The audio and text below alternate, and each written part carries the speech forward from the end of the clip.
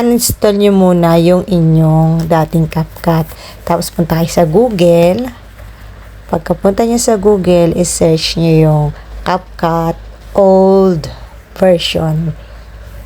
Tapos scroll nyo sa pababa. Tapos yung APK Pure. Yan. Then scroll nyo ulit. Taas.